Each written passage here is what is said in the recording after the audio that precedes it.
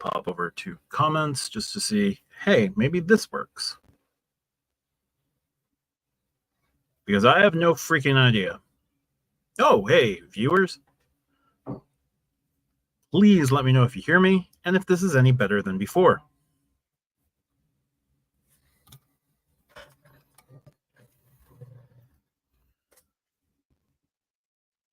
Eric can hear me. Awesome. All right. So maybe I can actually do something this time around. As I was trying to say, audio seems a lot better. Yes and yes. Perfect audio now. Okay. So the lesson is don't use work-provided equipment that has camera and video. Well, the video was mine, so whatever. We're just going to do this off the laptop. Why? Because it's my channel and I feel like it. All right, Chad can hear me now. So I'm feeling a little less defeated, although still feeling pretty defeated. As I was trying to say before, Built has Rent Day 2020 August. I'm sorry, wow. Built Rent Day October has launched, and it's going to be a Hilton status match. It's a lot like the Hyatt status match they did last year, where you can match to their highest tier, but you do have to do 10 stays as a platinum member to get diamond until March of 2026. And if you do 10 stays as blue, silver, gold, you'll get to keep gold status until March of 2026. You have to do 14 stays with blue, silver, and gold to keep diamond. My question is, why wouldn't you just get one of the Hilton credit cards if you're going to jump into Hilton? Now, this could be like a free test drive to the end of the year for like what gold can give you, but gold is really easy to get. So why would you do that? Hey, Chad, what's up? Now you can hear me. So we're going to go for a little bit, see what happens. Not able to share this at the moment, which is fine. I've tried twice and been defeated twice by technology. So sorry for the weird camera angle. But yeah, the other things that Built is doing this month would be there's going to be targeted neighborhood dining multiplier of up to 10 times points. So that's cool if you can get it. I haven't signed up for, I haven't moved any of my cards over to Built Neighborhood Dining. I've been meaning to. So that would be cool. But we'll see what happens. This is not quite the rent day that I was expecting to see, which is a little annoying, but, you know, can't win them all, I guess. Keith says he's nominating Built for one of the most overrated credit cards of 2024. I wouldn't say that they're the most overrated credit card of 2024. I would say that since that, what was it, Bloomberg report, everything has just fallen apart. I don't know what is happening over there, but since that Bloomberg report, a lot has gone haywire at Built. I don't know what's going on with their corporate communications. I don't know what's going on with the powers that be, but since that Bloomberg report, everything has seemingly changed over there. I don't know if there's been a mass number of exits. I don't know what's been happening, but yeah, that report kind of changed everything on a dime for them. I still think it's a better card than the Sapphire Preferred, but I understand that Chase offers a lot more stability. So there's that. Couple other things from Built for Rent Day that I wanted to highlight. The Hilton status match kind of is what it is. I don't love it, but it's a way to get in the door with Hilton. And if you choose to do, if you choose to get gold, it's sort of a test drive for you to go get the Hilton Surpass. They're doing more Virgin Voyage experiences. This is buy one trip, get a second passenger for free. You get unlimited premium Wi-Fi, 2 specialty coffees per day, $100 bar tub credit. So I guess that's cool. This is the 3rd month in a row they're doing that. 10 points per dollar in Built Neighborhood Dining on up to $500 spent at Built Neighborhood Dining restaurants when paying with a linked card between September 26th and October 1st. Okay. You'd have to be targeted for that. And then they have their rent credit bonus, which is pretty dumb. So there's that. And then they'll 2 times points, and this is the first Built Rent Day where you can't get up to 10,000 points. So there's that. Let's see. Dave Portnoy and Paris Hilton for the last 2 rent day. At least Paris Hilton fits a theme. And I like they were doing that pizza thing, and so they involved Portnoy in it. That was stupid. But at least Paris Hilton makes a modicum of sense. So apologies for the terrible quality. It just is what it is. Apologies for the this is the basement as it is. Curious if I could. No, I'm not even going to worry about setting up a fake background. Some other things that have come out in the last couple of days, folks have talked about the Everyday and Everyday Preferred and the Cash Magnet leaving the American Express website. I'm still not sure what I think about that. I think a refresh is probably coming. Cash Magnet becoming a 2% flat cashback card wouldn't be the worst idea. And there's all sorts of ways that the Everyday and Everyday Preferred could go. I have no earthly idea what they're doing. I would love to see them keep the 20 and 50% kickers on those cards. I think that's something that should be moved up the chain with American Express. So, yeah, that would be cool. Hear your perspective, not at your back. Yep. It's always the people want to hear from you, not see you. You know what I mean? So, rent day is disappointing, losing the 3 American Express cards.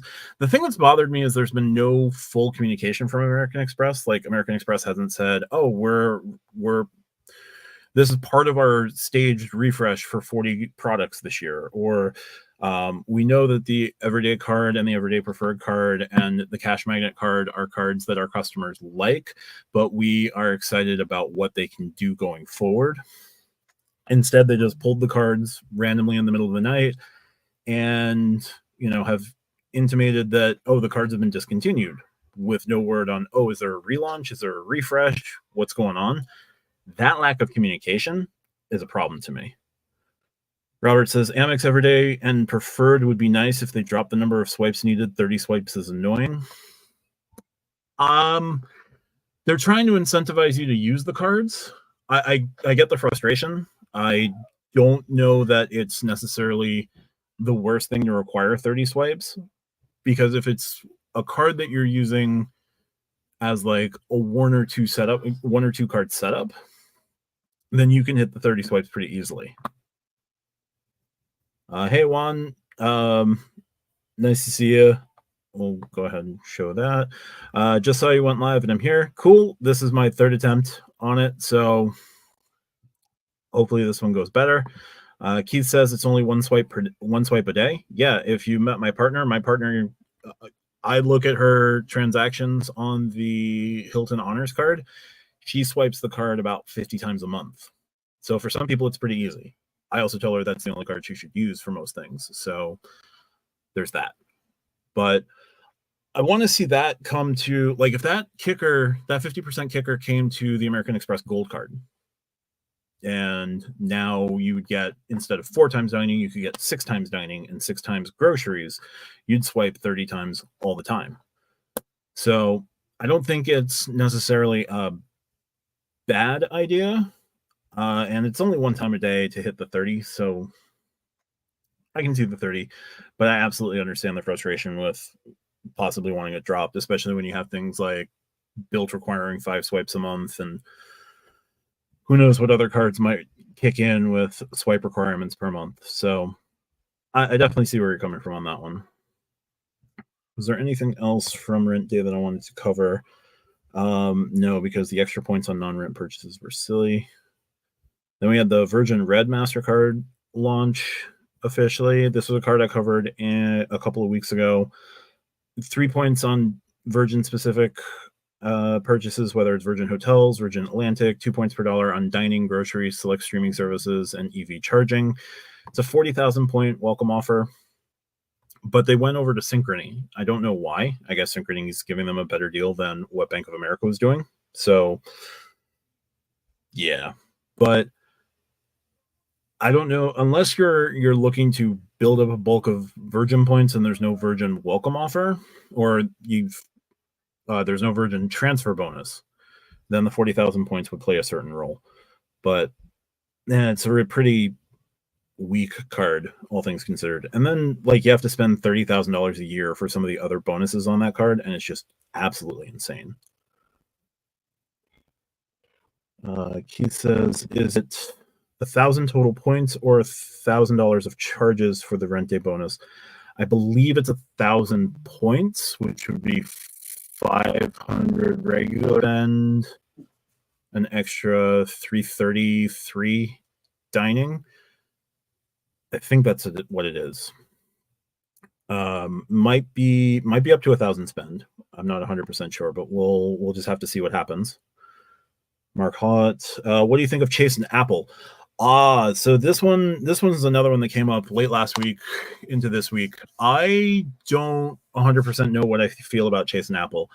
I don't know that Chase wants to bring on the high yield savings account that Apple has, which just dropped to 4.25. Oh yeah, a lot of your high yield savings are going to start dropping with each Fed rate cut, which makes sense, but also then incentivizes you to move your money out of HISAs and out of savings and into other vehicles. But neither here nor there. I think Chase is an okay partner if Apple continues to try to do what Apple wants to do. I think Chase would be annoyed with the first of the month statement going out and it being due at the end of the month. So Apple's probably going to have to move ground there.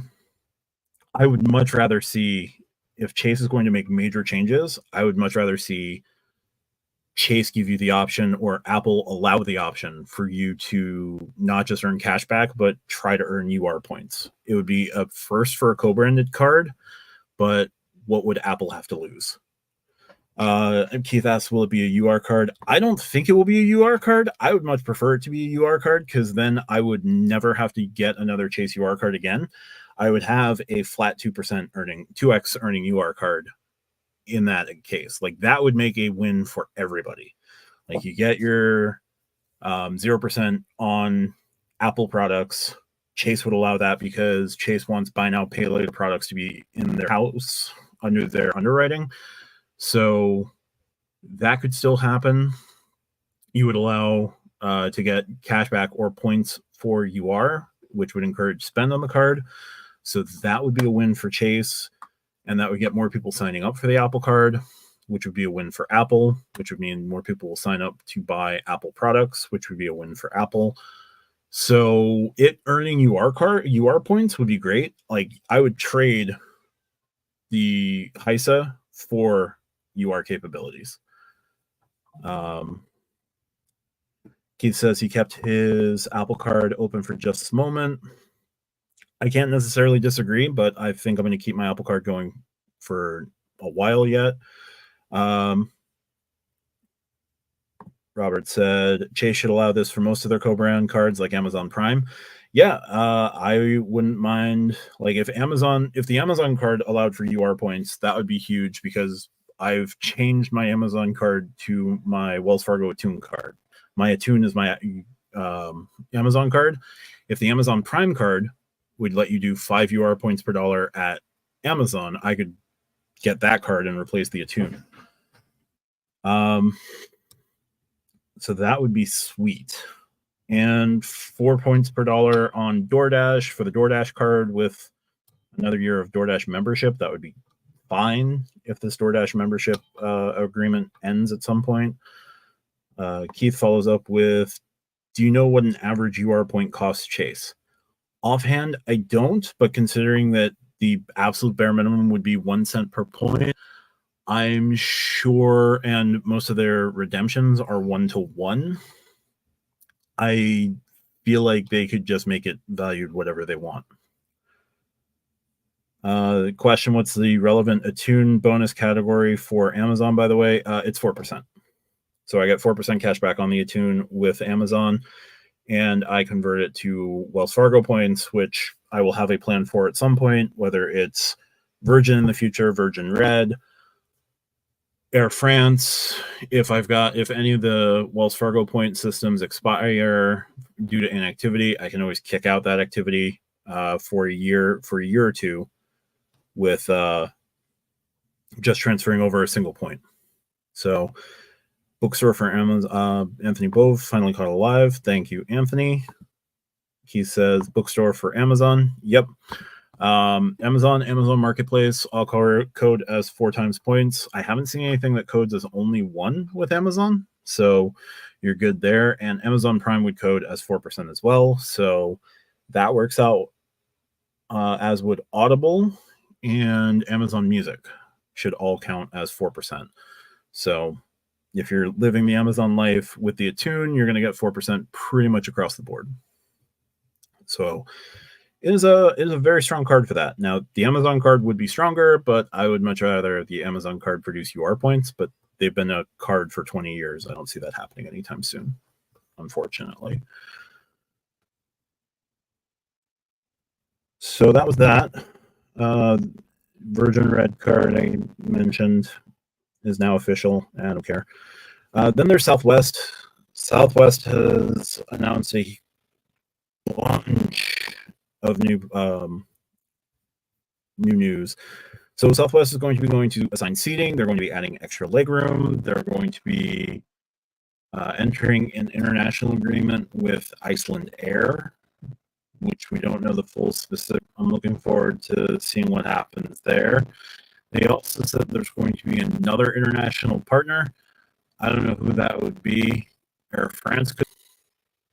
Alaska Air could make sense. They seem to partner with a lot of folks, including Iceland Air. Airlines also has like these weird partnerships that seem to work across the board. And the lower cost airlines, North Atlantic Airways would be an interesting one. So we'll have to see what they do there. Benefits, I'm sure, with ways to figure out assigned seating. So to get updated in the beginning of 2025 has been stated. So who knows? The changes they announced yesterday are going to start taking effect in the second half of 2025 and into 2026. So they're going to have a lot of big changes. Whether or not this means that they'll get more revenue, I don't know. But I'm excited to see what sort of changes they have coming up in the next year or so. So those are huge. And we have Alaska and Hawaiian, so our one-to-one transfer rates aren't as American Express transferring to Hawaiian and then transferring to, but I have also seen that those have been corrected for some folks, so that's just definitely something to keep an eye on going forward. But American Express to Hawaiian might be transfer bonus, great. And since it's all going to be one-to-one, you're all set there. So Anthony Bo, going back to the beginning, watching, Keith says it's better now. Either the live stream is better now, or the Southwest is better. Both are true, actually. Live stream and Southwest are better now. Just a little choppy. Oh, sorry, Keith. So that was that. Iceland Air launching. Oh, Iceland Air is also launching Nashville flights in May of 2025. So you can just fly to Nashville and then go on Iceland Air from there. So you got that, which will be nice. Built Rente. Air France is adding Starlink as a Wi-Fi partner. Kind of is what it is. It's good to see that they're getting a partner, but I don't love that it's Starlink.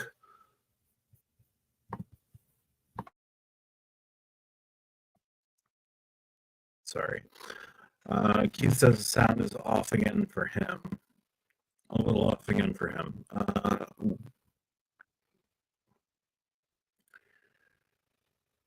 It added Starlink too. Yeah, it's probably better than Viasat. It's probably better than some of the other like Boingo and GoGo Wireless and the other things. Like Air France has not had Wi-Fi, to my understanding. but they're going to be upgrading their capabilities. And if they have had Wi-Fi, they've had like Viasat, which was pretty slow. I don't know who JetBlue uses for Wi-Fi, but it seems fine for me when I fly JetBlue. That's why I haven't had any issues there. But we'll see. Also, another thing that broke late last night was a new Protect Your Points Act. This also from Senator Durbin, who is, I guess, trying to make up for trying to kill credit card points with the credit card. Oh God, what is it? The that he does, the Durbin Marshall bill. So the Protect Your Points bill is pretty much supposed to be a protection against sudden devaluations, no announcement, no communication devaluations, is sort of what I'm understanding from the 1 Mile at a Time article I read. So just going a little word for word here, this bill would give the Department of Transportation and CFPB increased oversight over these programs, how he describes it.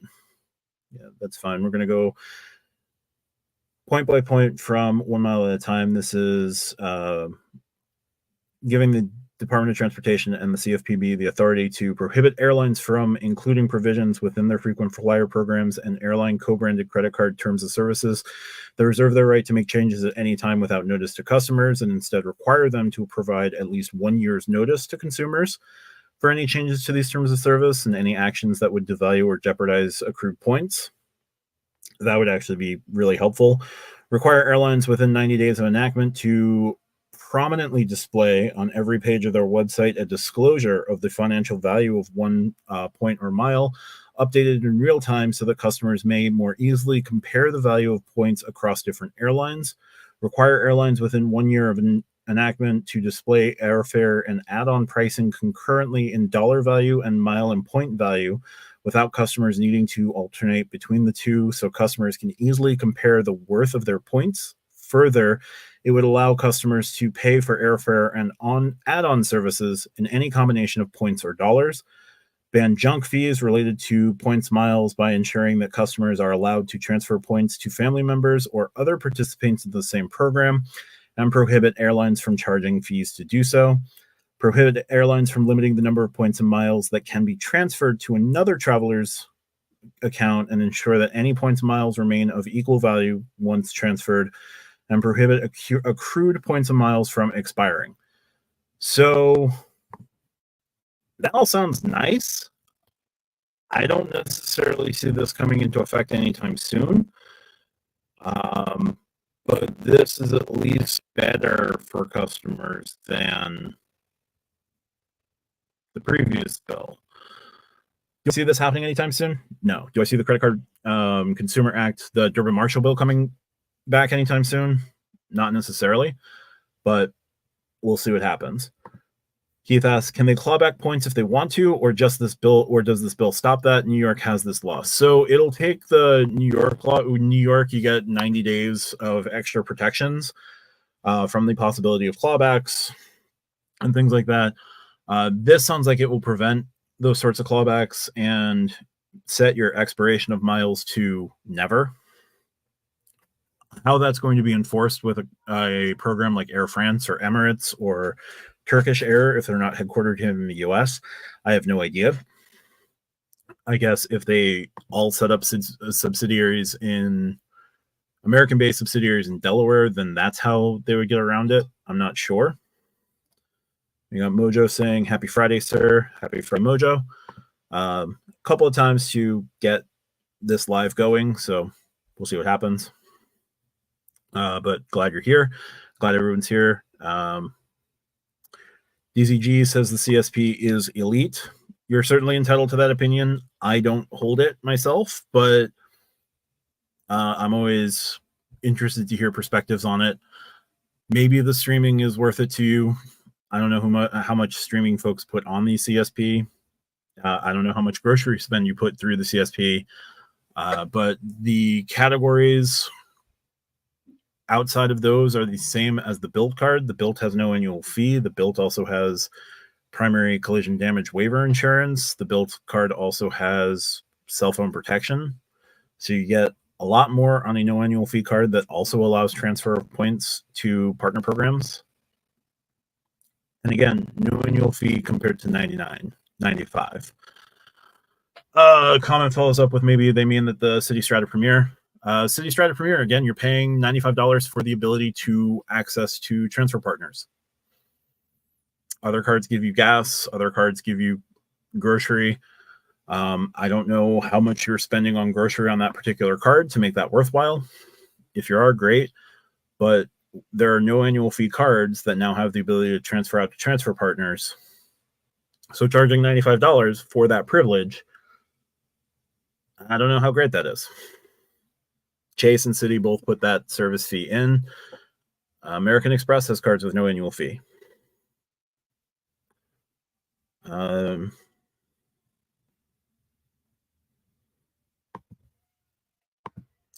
The question would be, agreed if you had to choose between the two.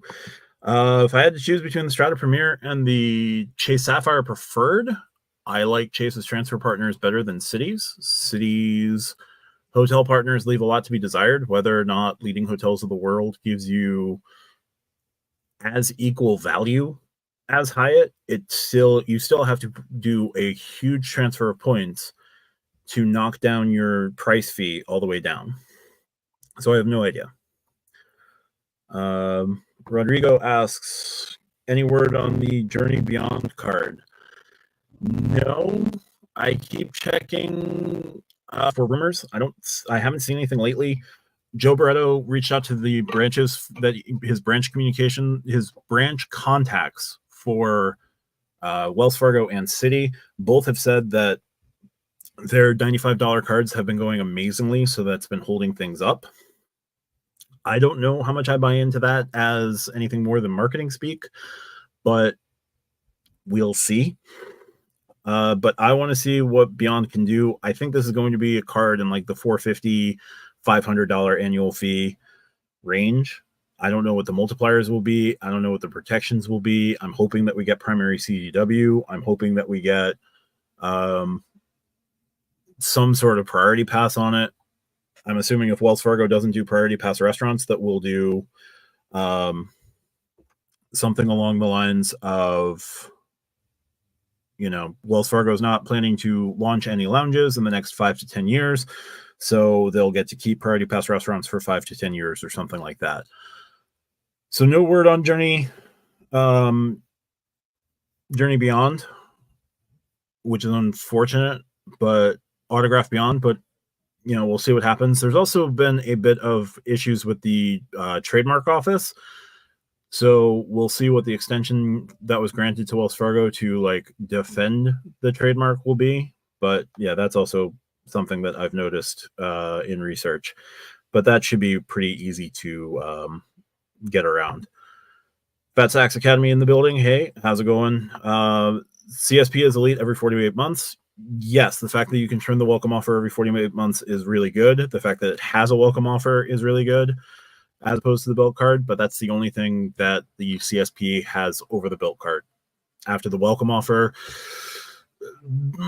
assuming you get the 80,000 point welcome offer, after the welcome offer, the spend on the cards is exactly the same, with the exception of streaming and online grocery. And yeah, I just don't know how much more valuable the CSP is after those welcome offers, but getting to cycle them every 48 months is nice. Ron says, what's up, Matt? And then, what's up, Matt? What's up, Ron? Just seeing what we can do in terms of a broadcast here. So, Manuel says, your voice keeps breaking up. That might just be my voice at this point. I am sorry. Hopefully the audio keeps where it is. We are going fly by the seat of our pants on this one. So I really have to invest in a new microphone. Just another reminder of that. Juan Meowmix, I chatted with a Wells Fargo representative as I was opening a checking account, and they mentioned there was not any news on the Beyond as of yet. They seem to be focusing on the Attune and the Journey, and they kind of should. They did launch 3 new credit cards this year. So I absolutely get the focus on the cards that are out with Attune, Journey, Signify, and the previously launched Active Cash and Autograph. So I can definitely see them needing to pitch the cards that are actively out. I'm also aware through some contacts that I have at Wells Fargo that they get trainings on the first of the month. So we'll see if there's anything new that comes out with the new quarter launching and October 1st right around the corner, but not sure what'll happen there. But they should be highlighting Journey. Journey is a really strong card. For $95, the only complaint I have about the Journey card is it doesn't include global entry TSA pre-check. If it included that with everything else that it does, it would be the top $95 card. It would be the least terrible of the $95 cards. Tim McDonald says, is the Amex Everyday going to get better or worse? I don't know. Currently, it's a 2 times points on groceries up to $6,000 in spend, 1 times points on everything else with a 20% kicker after 20 swipes a month. I could see that becoming a flat 1.5% card with a 20% kicker on 20 swipes. I could also see it just becoming a flat 2 times point earning, no annual fee card with the Everyday Preferred becoming better. I don't know that it's going. It really can only get better. The only way it could get worse is if it took away the grocery category and just made it 2 times points in travel in the American Express travel ecosystem. Make it like the personal version of the business gold, business green. But I don't think that's going to happen. So it can only go up, but it's American Express. Who knows what they do? Anthony says, if Citi gets AA as a transfer partner, I'll be farming Citi cards like it's my job. Laugh out loud. You know, I saw the chatter from the Frequent Miler episode about Citi potentially becoming the exclusive transfer partner for American Airlines. After 37 years, if they haven't committed to that at this point, and American Airlines hasn't committed to that at this point, I don't think it's happening. I don't see how it can happen after 37 years. Like, American signed a brief contract with Bilt to be a transfer partner and left as soon as they could. I don't know if it's because Bilt brought in more rent points than American Airlines knew what to do with. I think it's American Airlines signed up for it to get people interested in American Airlines points and to cross-sell American Airlines cards to those folks. And after 3 years, either they didn't see significant signups for their product, or they were just getting inundated with too many Bilt points to make it worthwhile for them to try to cross-sell, which makes sense. Like, that would be too much of a good thing. But American Airlines values their points very highly. So I don't know that they're going to sign up to be transfer partners with Citi. And Citi offers a lot of points on a lot of different cards. So I don't know that you're going to see, if it happens, I don't know that you're going to see it be a straight 1-to-1. I think 3-to-2 is probably the least you're going to see. And you'll probably end up seeing something closer to like 5-to-4 or something. Just because of how valuable American Airlines views their points and views their spend in their ecosystem. So I could see them becoming the exclusive credit card issuer. Sure. I don't see the transfer partner aspect of it, especially after 37 years. All right. So Rodrigo says, so it's seeming like Wells Fargo does have a 524-like rule in addition to the 6-month rule. This is something I've come across. I don't know the exact number. Wells Fargo won't say exactly, but it seems to be that if your velocity on personal cards is going to be an issue for Chase, your velocity with personal cards is going to also be an issue with Wells Fargo. So just be mindful of that, and be mindful of the 6-month rule, especially with Wells Fargo specific cards. So the Autograph, the Attune, the Active Cash, Journey, and beyond. Just be careful with those. I'm 6 months after getting. Next month will be my 6th month after getting Signify. There's no issue between business and personal because I got Signify in April. I got the Attune in July. So that portion of things, because business and personal should be fine. But personal to personal, yeah, there may be the 6-month rule and the 524 rule that Wells Fargo might have implemented. The other data point that I have personally on that one is they did a hard pull for my Signify card. They did a soft pull for my Attune card. So maybe they're taking the 524 rule, but also the first card's a hard pull rule from American Express. And unlike American Express, they did a business hard pull first and had no issue giving me a soft pull on the personal card. So interesting bits of rules there. Anthony says, it's only been 11 years since American Airlines merged with US Airways. That's why they have the two banks. Yep. I can definitely see them ending that portion of the relationship, but I just don't see them becoming transfer partners with Citi. That's all. Anthony says it might be that they had to wait out existing contract after the merger. Yeah, no, that they certainly could have had to wait for that contract to end to decide to go into a exclusive agreement with Citi. I don't think American Airlines would mind having a second bank. I just think that the Barclays cards that were issued, like the Aviator Red, is a silly welcome offer for American Airlines. Like they allow it because they want to get people in and have people use the cards. But the one purchase, 70,000 points, and annual fee potentially waived in the first year that can happen from time to time with that card, I'm sure American Airlines wants no part of that particular card. And they didn't see the sort of growth they were hoping to see because Barclays.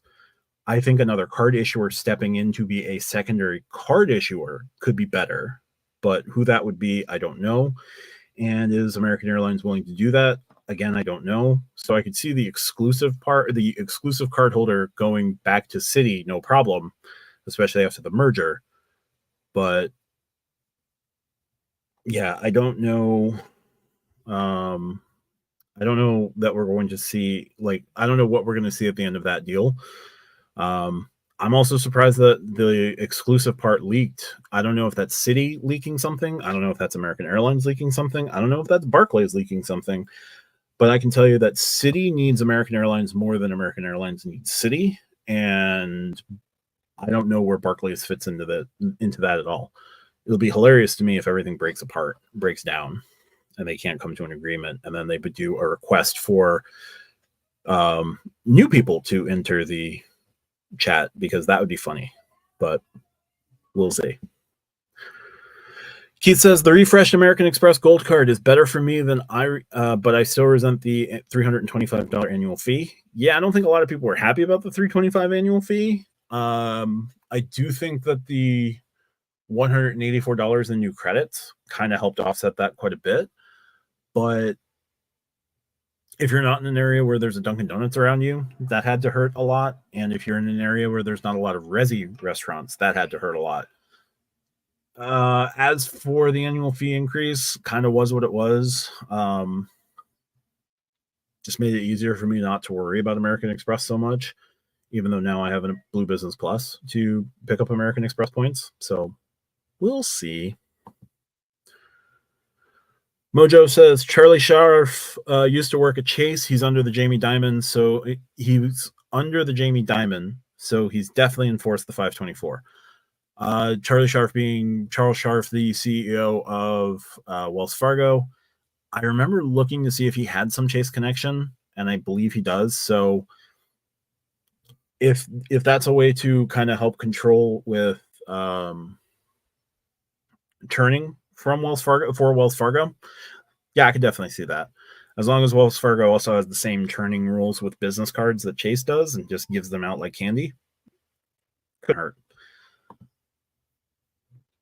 Wells Fargo Bank CEO. Yep. Charles Scharf, that is. Yep. Nubia Rising with a question. Hey, Nubia. Hope you're doing well. Do you think that American Express will ever make a card with meaningful day-to-day multipliers and no foreign transaction fees?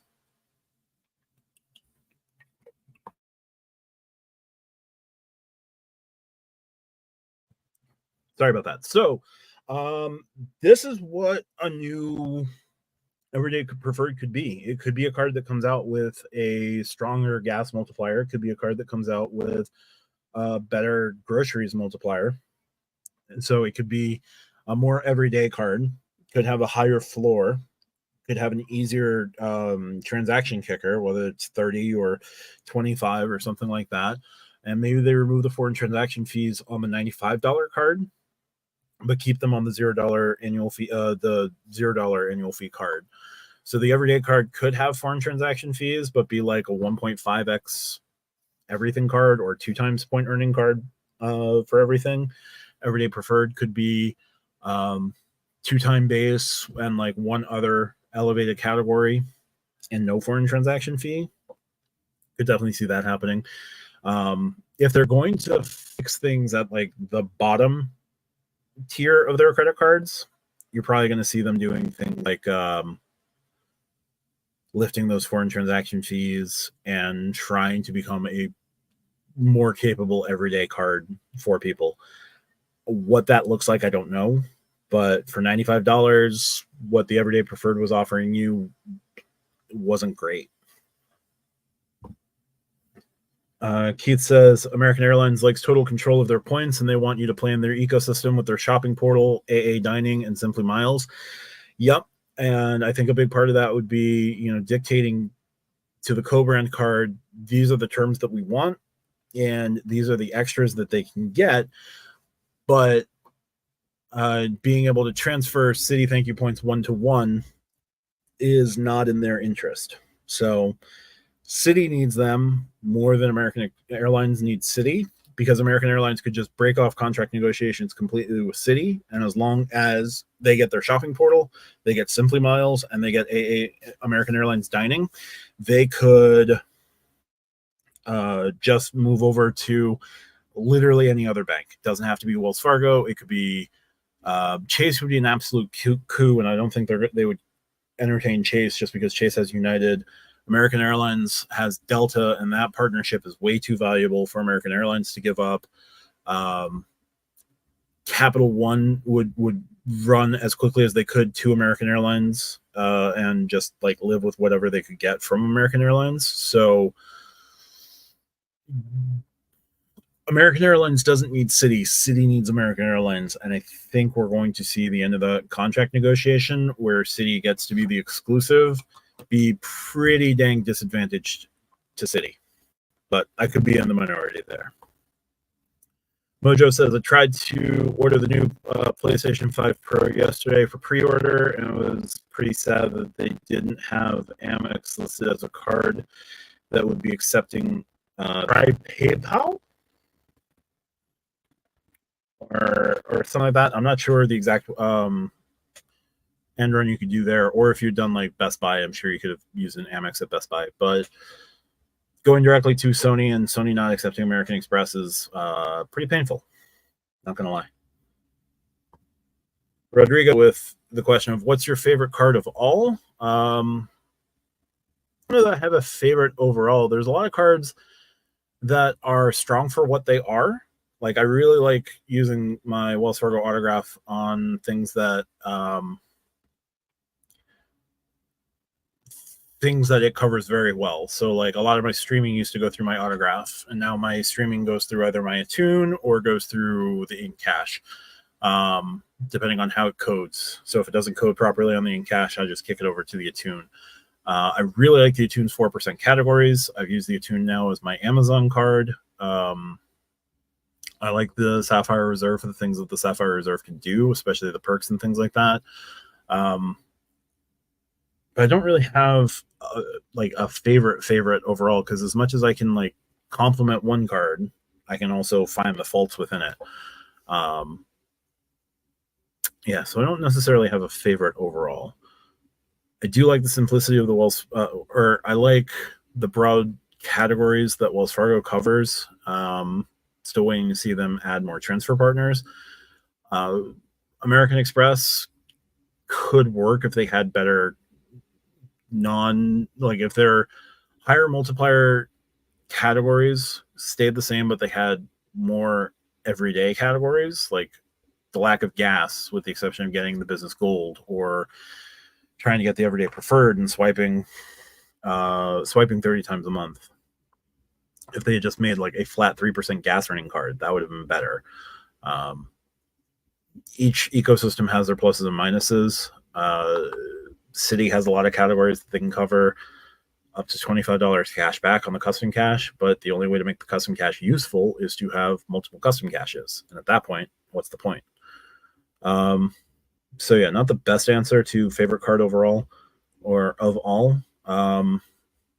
Actually, you know what? The fact that Mobile Wallet gets you 3 times points on the US Bank Altitude Reserve, the next card to copy that probably will be my favorite. Anthony with Simply Miles, American Airlines dining, and American Airlines hotels is overpowered, stacked with other stuff. Yeah, definitely. If you can get those stacks lined up with your American Airlines card and you have a Simply Miles offer available to it, you can make huge miles and you can make huge loyalty points. Loyalty points is the big thing there.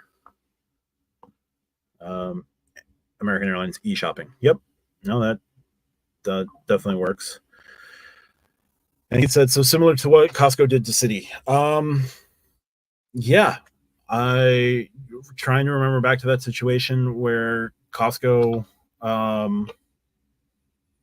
when Costco left American Express, Citi needed a co-brand partner more than Costco needed to sign up with Citi. Like Citi was one of the founding banks of MasterCharge, which became MasterCard. Like Citi is synonymous with MasterCards. And the only Visa that Citi issues is Costco because Costco had more leverage. So if Citi wants to get things done with American Airlines, Citi's going to have to give up a lot. And I don't know that they're ready to give up what they may need to give up to get exclusivity with transfer partners with American Airlines. No matter how strong American Airlines miles are, I don't know that it's going to be as valuable to Citi to get those as a transfer than just keeping the cards and keeping the $5.4 billion in spend that they have every year. Newbie Rising. I'm wondering, Matt, which do you think better for a hotel travel combination? American Express Blue Business or Chase Ritz? Oh, Bonvoy Brilliant. Sorry, or Chase Ritz Carlton, and why? I'm blanking on both subcategories at the moment. I know that the Brilliant gives you better status with Marriott. So here's the thing: if what you are getting the Bonvoy those cards for is Bonvoy status, your status will be higher and potentially more likely to be observed with the Bonvoy Brilliant than it would be with the Chase Ritz Carlton card. The Ritz Carlton card only gives you Bonvoy Gold. And Bonvoy Gold is given out on the Bonvoy Business card. It's given out on the two $250 cards, the Bountiful and the Bevy. It's given out on the American Express Platinum card. It's on the Business Platinum, I believe. Don't quote me on the Business Platinum, but I know for certain it's on the Platinum card.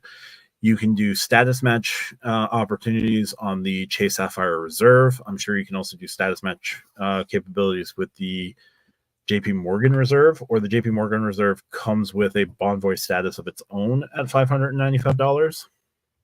The Ritz has the $300 airline credit, which is relatively easy to use, but you do have to call in for it. If the airline credit is the way that you want to knock off or get back $300 in value, that's fine. The Bonvoy Brilliant does come with platinum status. Yep, as mentioned, $300 restaurant credit and priority pass. The Ritz-Carlton comes with the $300 airline credit, comes with unlimited priority pass, comes with unlimited access to the Chase Sapphire lounges, so you can bring like half the airport into either a priority pass lounge or the Sapphire lounge. So there's that. Their earnings, I don't remember if their earnings are similar or how crazy different their earnings are. If I remember correctly, the American Express Brilliant is capped, whereas the Chase card isn't. But again, I could be wrong.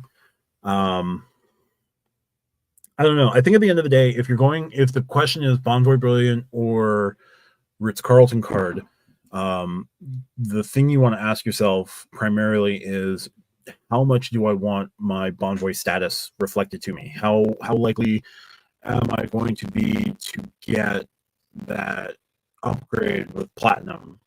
How likely is my platinum to be observed versus how unlikely is my gold status going to? How likely is my gold status going to get me anything? To my knowledge, gold status doesn't really get you a whole lot with with Bonvoy. So if you're there for the status, go for the Brilliant. If you're there for a relatively easy to use um, travel perk with the airline credit, and you want to make your travel day easier, just letting everybody into the Priority Pass Lounge or into the Sapphire Lounge, go with the Ritz card. I think the Ritz card makes your travel day a little bit easier, makes your travel day less hectic, but I think the Bonvoy Brilliant makes your stay at the hotel better, if that makes sense. Then on the hotel note, do you prefer Hilton or Hyatt? I like both. I don't dive into specific hotel chains just because I always like to plan my stay based on where I'm going. So if I'm going somewhere that doesn't have a lot of Hyatts, Hilton um, is my next look. If I'm going somewhere that has a couple of Hyatts that look interesting, Hyatts are just super easy to move points over and book. I just have Discover status with Hyatt. I would sign up for a credit card for higher status with Hyatt to make getting to Globalist easier, because Globalist is a better value once you have it, but the work to get to Globalist 60 nights a year is rough. So I would rather have something like Globalist elsewhere than try and navigate the 60 nights. That said, I could just upgrade to the Sapphire. I already hold the Hilton Honors card. I have silver status with Hilton. I could always upgrade to the Surpass or the Aspire and get gold or diamond, and their perks are just as good at most places as well. So no strong preference one way or the other. I've had fun experiences of both. I tend to book lower end Hiltons, so like getting diamond status doesn't make a whole lot of sense if I'm spending a night at the Hampton Inn.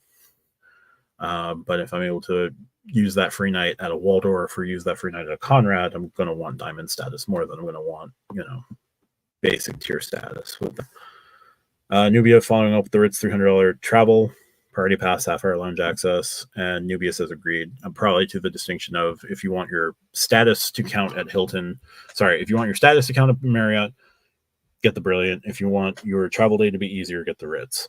Or you could have it all and get both cards. So, was there anything else I wanted to highlight? There were new cards launched for Best Western. Best Western's not really the most well-known of hotel chains. Like Best Westerns come in there are Best Westerns that you don't go to, and there are Best Westerns that are just perfectly fine. But they're new gear. But that came out a couple of days ago, and I just haven't had the time to follow up on that one. As much as I wanted to, I didn't think it would get a whole lot of it. But the new Best Western cards from Mercury Financial look interesting. And I'm finding it interesting that these smaller issuers like Mercury and Imprint and some of the others I'm sort of surprised you're not seeing like Wells Fargo jump into more co-brands. Believe that, but if Best Western was available, Rodrigo, which transfer does Wells Fargo need for you to abandon Chase?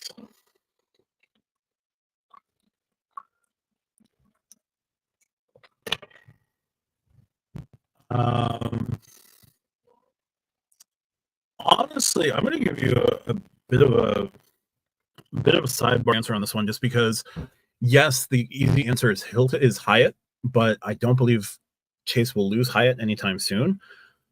The new, or I've had this thought for a while, but being able to transfer Wells Fargo points to Bilt would be huge. Like, if you could get 1-to-1 would probably be too powerful for either one. But if I could exchange 5 Wells Fargo points for 4 Bilt points, I could still do pretty good on that exchange, because I have 100 and some odd thousand Wells Fargo points. That would become like 80,000 Bilt points, and then I can move all of my Bilt points to any of their partners. So that would be a backdoor way for Wells to get HG. That would be a backdoor way for Wells to get Hilton, which would be a terrible exchange rate, but neither here nor there. Same with IHG, same with Marriott. But that would be the backdoor way for Wells Fargo to get Hyatt as well, and United, and Alaska, and Turkish, Emirates, just all of the Bilt partners.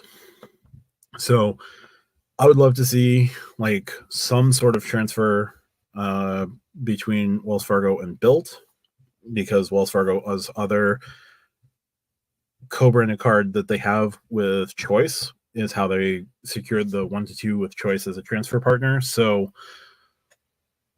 Bilt becoming a transfer partner, even if it's like 5-4, would be pretty strong. Especially because then I could move 80,000 points into Bilt and book all the Hyatt stays I want, or book all the Star Alliance flights I could book. So yeah, Bilt would be an easy way for me to just give up Chase, because then I get like 90% of what Chase offers me without having to settle for not particularly strong cards. But it would also depend on what the Wells Fargo Autograph Beyond does, because I would need the Autograph Beyond to offset the Chase Sapphire Reserve, and I don't know that it's going to get there. If it did, then adding Bilt at a 5-4 would get me to seriously contemplate giving up Chase. But I don't know. They could add Sinesta. That would be cool, but Sinesta has a small footprint. Adding Best Western would also be cool, but like, I don't know what Best Western high-end properties look like. Wyndham, Wyndham's fine for road trips. Wyndham's fine. I don't know Wyndham's like really high-end properties, so I don't know that I'd want Wyndham. Leading hotels of the world would be interesting, but you can't do all cash bookings. Omni would be the same. And yeah, then if you're talking about aspirational hotels, you're looking at like the Four Seasons, which I don't think that's coming anytime soon. So we'll see. But yeah, after a couple tries, we've been at this about an hour. So I'll look to see if there's any more questions that come up.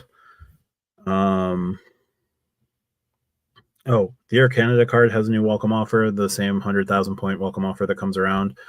$4,000 in spend in 3 months gets you 75,000 points, and then spending $20,000 in the first 12 months will net you the other 25,000 points. So for what, $12,000 $16,000 in spend, you get 25,000 points. Not really worth it, but the Air Canada card is a very strong card, so like getting the 75,000 points is good, and then after that, it's just kind of figuring things out from there. MR says Ramada Plaza, not regular Ramada by Wyndham, is a great high-end place to stay. They're mostly resorts overseas. Okay, so I don't know Ramada Plaza that well. I know of Ramadas, and Ramadas are okay.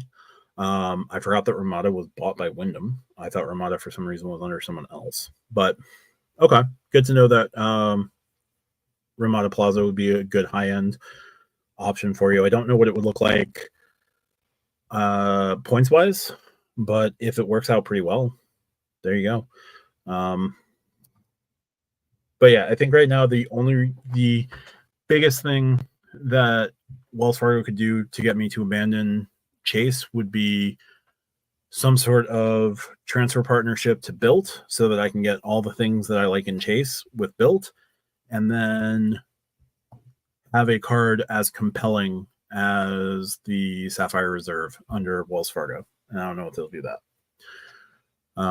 But yeah, we've been at this about an hour. So thank you so much for everyone who has stuck through. If you haven't, please hit the like button. Sorry for the 3 tries. Sorry for the low quality video and audio on the 3rd try. Just wanted to push through and get it done. Thanks so much, everyone. Enjoy your night, and talk to you guys soon.